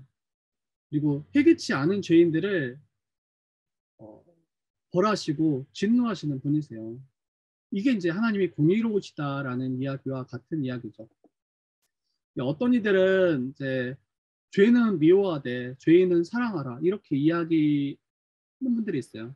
이게 이제 힌두교도 간디가 이야기했던 말이래요. 근데 이게 제가 또 찾아보니까 이제 신앙인 이 어거스틴, 그러니까 어거스틴도 했던 이야기라고 하기도 하더라고요. 근데 그가 썼던 이야기와 간디가 이걸 썼던 이야기는 좀 맥락이 다른 것 같아요. 이 죄인은 미워하되 사람은 사랑하라 이야기할 때 죄인인 그들도 회개하고 돌이켜서 구원받을 자임을 이야기할 때 이렇게 쓸 수 있을 것 같아요. 그런데 죄와 죄인을 분리해서 이렇게 바라본다라면 이거는 문제가 되는 것 같아요. 여러분, 죄인은 죄를 범한 자고 그 죄인에게 하나님이 진노하시는 거예요. 그래서 돌이키지 않는다면 결코 하나님의 심판을 피할 수가 없어요. 호세아 9장 15절에 이렇게 이야기하죠. 그들의 모든 악이 길갈에 있으므로 내가 거기에서 그들을 미워하였노라. 그들의 행위가 악함으로 내 집에서 그들을 쫓아내고 다시는 사랑하지 아니하리라. 그들의 지도자들은 다 반역한 자니라 이렇게 이야기하잖아요. 하나님은 죄에 대해서도 굉장히 혐오하시고 그 죄에 대해서 끔찍하게 여기실 뿐만 아니라 그 범죄한 죄인들에 대해서 벌하시고 심판하시는 분이심을 기억하셨으면 좋겠어요. 그리고 바로 이번에 보면 구약에서 하나님의 진노가 600여 회, 그리고 신약에서도 25회가 나타나요. 이렇게 하나님이 진노하신 분이심을 이야기하는데 어떻게 이렇게 하나님의 그 공의에 대해서 하나님의 진노에 대해서 이야기하지 않는지 일부분만 사랑만을 이야기하는 것을 경계하셨으면 좋겠어요. 넘어가죠. 그러면 하나님의 그 진노의 특징에 대해서 좀 볼 텐데 이것도 여러분들 다 이미 들으셨을 거예요. 여러분, 하나님이 진노하실 때 이 진노를 마치 이제 이성을 잃고 격분해서 그렇게 주체 못해서 이제 진노하시는 것으로 생각하시면 안 되겠죠. 우리는 이제 그런 존재예요. 사람들이 분노할 때는 작은 일에 크게 분노하는 경우가 있어요. 때로는 상대가 잘못이 없음에도 불구하고 상대에게 불같이 화를 내는 경우도 있어요. 그런데 우리 정도의 그런 모습으로 하나님을 생각하는 것은 결코 합당치 않습니다. 그러면 하나님의 진노가 어떠한 진노인가? 보시면 여러분, 거룩하신 하나님의 그 진노는 영원하신 그 속성에서 나오는 거예요. 그래서 일관되고 확고하게 이 죄에 대해서, 죄인들에 대해서 적대하고 분노하시는 거예요. 일관되다. 이거 중요한 것 같아요. 일관되게. 우리는 일관되지 않아요. 아까 이야기했던 것처럼 정말 작은 일에도 정말 불같이 화내고, 정말 뭐 그렇게까지 할 필요가 있나 싶을 정도로 우리도 경험했을 수도 있죠. 뭐 가해자나 아니면 피해자로.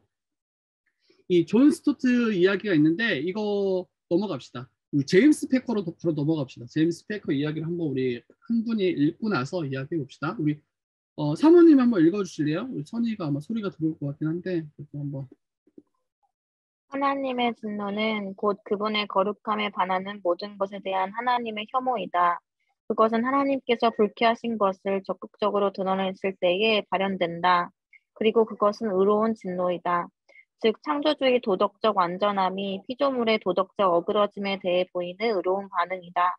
하나님께서 죄를 처벌하심으로써 진노를 표출하시는 것이 도덕적으로 의심스러운 것이 아니라 오히려 그분께서 그런 식으로 그분의 진노를 보여주시지 않으시는 것이 도덕적으로 의심스러운 것이다. 마크 드리스콜도 한번 읽어봅시다. 거기 사모님 한번 더 읽어주세요.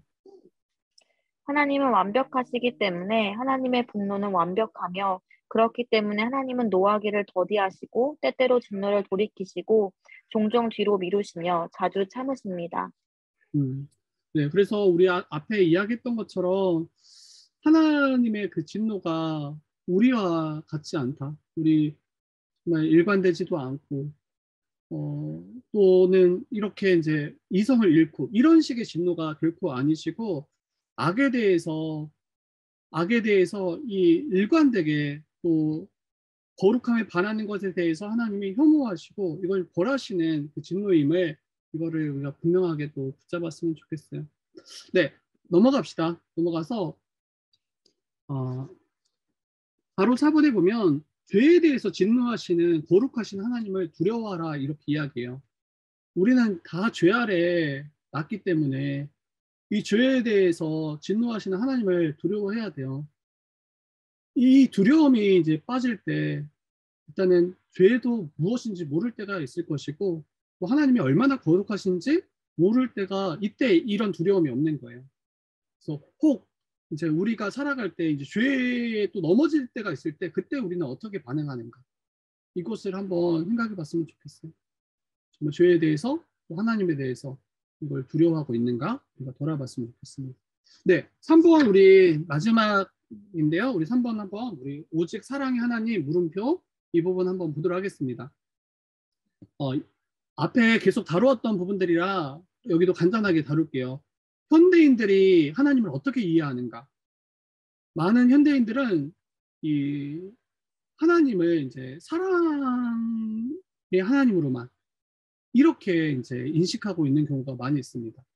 그래서 사랑과 공의를 공존 불가한 개념으로만 이해해요. 사랑의 하나님이면 공의의 하나님은 되시면 안 되는 거예요. 공의의 하나님이면 사랑의 하나님이 되실 수 없다라고 이야기하는 거예요. 이게 지금 본래는 가능한 건데 성경이 이걸 같이 이야기하는데 이렇게 분리시킬 때 이제 하나님에 대해서 그릇되게 이해하게 되겠죠. 사랑만의 하나님은 성경이 아닌 세속적 사상에서 온 사상이다. 그리고 진노하신 하나님을 신에 대한 천박한 이해로 매도하고 배척하는 것을 경계하셔야 됩니다. 많은 이들이 그렇게 이야기해요. 진노하시는 하나님이라고 그러면서 하나님이 어떻게 진노하시는가 도리어 이걸 부정하고 또 이해하지 못하는 경우들을 많이 보게 됩니다. 오늘날에도 마찬가지예요. 가로 2번 너무 쉬운 하나님의 용서, 가벼운 속죄, 값싼 복음. 이게 이제 또 오늘날 현대인들이 또 이렇게 이제 많이들 인식하죠. 그래서 회개 자체를 하나님의 용서 자체를 회개 없이, 이 용서 없이, 속죄 없이 이 용서 받으려고 하는 그런 모습들이 있어요. 너무 쉽게 죄를 생각하는 거죠. 너무 가볍게 자기 죄를 여기고 있는 거죠. 그래서 몇 마디 회개의 기도 몇 마디로 마치 이게 죄 용서가 다 되는 것처럼, 이거는 이제 잘못된 또 하나님에 대한 또 인식이고 우리 죄가 얼마나 심각한지 모르는 모습입니다. 그리고 거룩 없는 죄인과 죄인의 하나님과의 사귐. 그래서 이 거룩 없는 죄인의 하나님과의 사귐도 이 속죄 없이, 회개 없이, 온전한 죄 용서 없이 하나님께 나아가는 그런 모습들이 있어요. 이게 지금 구약의 이스라엘 백성들은 이게 얼마나 끔찍한 일인지, 이 죽음을 다 직감했다라고 이야기하는데, 온전한 믿음 없이도, 회개 없이도 이 거룩하신 하나님 앞에 마치 나아가서 그분과 교제할 수 있는 것처럼. 근데 우리가 반드시 알아야 될 것은 하나님이 온전히 거룩하시고 어미하신 분이기 때문에 반드시 이 죄가 반드시 해결되지 않고, 또 우리의 죄가 온전히 예수 그리스도로 말미암아 속죄받지 않고서는 나아갈 수 없음에 대해서 그 정도로 거룩하신 분이심을 우리가 기억했으면 좋겠어요. 이 RW 우리 대열이라고 읽은 것 같은데, RW 대열이 이 죄가 하나님의 진노를 촉발시킨다라고 믿지 못하는 이유가 뭐라고 말하냐면, 부분적으로는 죄가 우리의 분노를 촉발시키지 않기 때문이다. 이게 무슨 말이냐면, 하나님이 진노하시지 않는다라고 사람들이 생각하는 이유가 우리가 어떤 죄에 대해서 분노하지 않기 때문이다. 부분적으로. 이거를 이야기합니다. 그러니까 우리가 보세요. 어떤 죄에 대해서 우리가 때때로는 분노하지 않아요. 이 죄가 나와 직접적으로 상관없거나, 또 상대에 대해서 큰 기대가 없거나, 그리고 또 한 가지는 자신이 그 죄에 거할 때, 그때 동일한 죄 가운데 넘어져 있는 자들에 대해서 분노하지 않습니다. 도리어 이제 동정심. 나 이해해. 나도 그랬거든. 그러면서 죄에 대해서 분노하고 거기에 대해서 진노하기보다는 거기에 대해서 이제 진노나 분노하지 않습니다. 그러다 보니까 마치 하나님이 진노하시지 않을 거야 이렇게 여기는 모습들이 있는 거예요. 그리고 에밀 이제 브루너라는 사람이 진노가 얼마나 큰가를 아는 사람만이 자비의 위대함을 압도될 것이다. 자기의 죄됨이, 또 그 죄로 말미암아 하나님의 진노가 얼마나 큰지 아는 자만이 하나님의 사랑, 하나님의 자비가 위대한다라는 것을, 그 위대함에 압도될 것이다 이렇게 이야기합니다. 넘어갑시다. 바로 3번에 보면 사랑의 하나님만을 강조함으로 잃어버린 것들. 이걸 강조할 때 무엇을 잃어버리는가 할 때는 하나님에 대한 두려움을 잃어버리게 돼요. 그렇죠. 사랑의 하나님이니까 진노하시겠어요? 그러면 두렵다라고 여기지 않을 거예요. 로마서 3장 18절에 그들의 눈앞에 하나님을 두려움이 없느니라. 그리고 두 번째로 하나님에 대한 온전한 지식을 잃어버렸다. 사랑의 하나님을만을 강조할 때 온전한 지식을 잃어버려요. 아까도 이야기했죠. 일부분만을 마치 하나님의 전부인 것처럼. 절반뿐인 하나님에 대한 지식. 그리고 사람이 만들어낸 거짓 하나님을 섬기게 됩니다. 그래서 충분히 성경에 기록된 그 하나님을 알아가셔야 되겠죠. 성경에서 말하는 그 하나님이 정말 맞는지 우리가 점검해야 되겠죠. 그리고 우리 입맛에 맞는 하나님을 만들어서 섬기면 결단코 안 된다는 거. 그리고 거룩한 삶에 대한 동기와 추구를 잃어버렸다. 여러분, 하나님이 얼마나 거룩하시고 이 죄에 대해서 이렇게 심각하게 다루어 가시는가, 이거를 아는 자들은 죄에 대해서 가볍게 여기지 않을 뿐더러 거룩한 삶이 마땅하다라는 걸, 이것을 분명하게 인식하고 그에 합당한 삶을 살아가기를 힘써요. 이게 이제 마땅한 삶인 거죠. 그런데 앞에 이야기했던 것처럼 사랑의 하나님만을 강조할 때는 이 거룩한 삶에 대한 동기조차도 잃어버려요. 아까 이야기했죠. 다 용서하실 것인데 내가 거룩하게 살지 않아도 괜찮다라고 여기는 거예요. 우리를 구원하신 이유를 또 놓치게 되는 거죠. 그리고 죄를 사하신 하나님께 대한 감사를 잃어버렸다. 네, 그냥 네, 그래요. 아까 이야기했던 거 다 하고 넘어갑시다. 하나님에 대한 감사를 잃어버리고 또 예수 그리스도의 십자가의 의미를 잃어버리고 네. 그리고 구원과 천국 소망을 잃어버려요. 결과적으로는 정말 이 구원과 이 소망까지도 흔들리게 돼요. 흔들리게 돼요. 그러지 않겠어요? 네. 십자가 의미도 잃어버렸는데 여기에 이 구원에 대해서 소망에 대해서 얼마나 큰 의미를 두고 살아갈지 아마 희미할 거예요. 막연하게 구원을 인식하고 살아가게 될 거예요. 결과적으로 우리의 구원도 다 흔들리게 되는 하나님의 사랑만을 강조할 때 그래서 하나님이 사랑이시고 그분이 얼마나 거룩하시고 공의로우신가 이거를 같이 붙잡는 게 너무 중요하다 이렇게 이야기할 수 있습니다. 네, 우리 묵상과 적용 바로 넘어가 봅시다. 우리의 죄가 얼마나 심각한지 우리 1번 한번 그래도 읽어봅시다. 우리 은혜가 한번 읽어줄래요? 1번.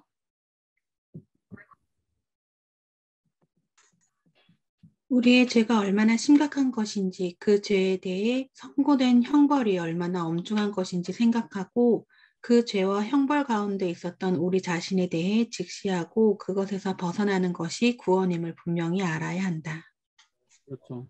우리의 죄가 얼마나 심각한지 그 형벌이 얼마나 엄중한지 이거 우리가 잊지 않아야 돼요. 이거 깊이 생각해야 되고 그리고 우리가 본래 이 죄와 형벌 가운데 있었던 자들이라는 거 이것을 우리가 또 밝히 봐야 되고 또 그것에서 벗어났다라는 거 이게 이제 예수 그리스도의 그 십자가의 은혜인 거죠.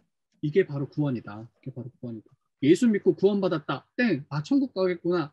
이렇게 너무 가볍게 아니면 너무 축약해서 그 안에 있는 내용들을 이해하지 못한 채 이것들을 가져가지 않았으면 좋겠어요. 바로 1번에 보니까 그냥 넘어갈 수 없다. 이 죄와 죄의 형벌인 죽음은 그냥 없었던 문제인 것처럼 그냥 넘어갈 수 없는 거예요. 눈 가리고 아웅해서는 안 돼요. 죄와 죄의 형벌인 죽음은 결코 그렇게 눈 가려서 사라지거나 해결되는 문제가 아니에요.